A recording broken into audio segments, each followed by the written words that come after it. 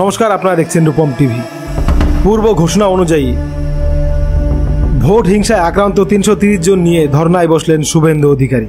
শুভেন্দু অধিকারী ধর্না মঞ্চ থেকে এবার সরাসরি তৃণমূলের উপরে অভিযোগ আনলেন। শুভেন্দু অধিকারীর সরাসরি অভিযোগ, তৃণমূল কংগ্রেস এবার বেছে বেছে হিন্দুদেরকে আটকিয়েছে, ভোটের সময় শুধুমাত্র হিন্দুদের আটকে দিয়েছে। শুভেন্দু অধিকারী আরও বলেন, এবার যে ভোট হয়েছে সে ভোটে তৃণমূল কংগ্রেস হেরেছিল, কিন্তু তৃণমূল কংগ্রেস জোর জুলুম করে এবার জিতেছে। তাই এবার শুভেন্দু অধিকারী গণ আন্দোলনের ডাক দিলেন। ধর্ম, জাতি, বর্ণ নির্বিশেষে, দল নির্বিশেষে সকলে মিলে এই গণ আন্দোলনে অংশগ্রহণ করুক, এটাই চাইছে শুভেন্দু অধিকারী। তৃণমূল কংগ্রেস জোর জবরদস্তি করে ভোটে যেতে, বিশেষ করে হিন্দুদের আটকায়, তাই এর বিরুদ্ধে প্রতিবাদ হওয়া দরকার।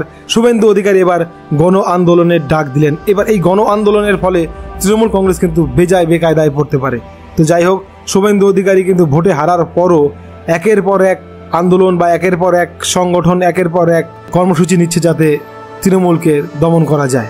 তো যাই হোক, শুভেন্দুর যে প্রয়াস সেটা কিন্তু খুব একটা খারাপ নয়। খবর ভালো লাগলে সাবস্ক্রাইব, লাইক, শেয়ার করবেন। জয় হিন্দ।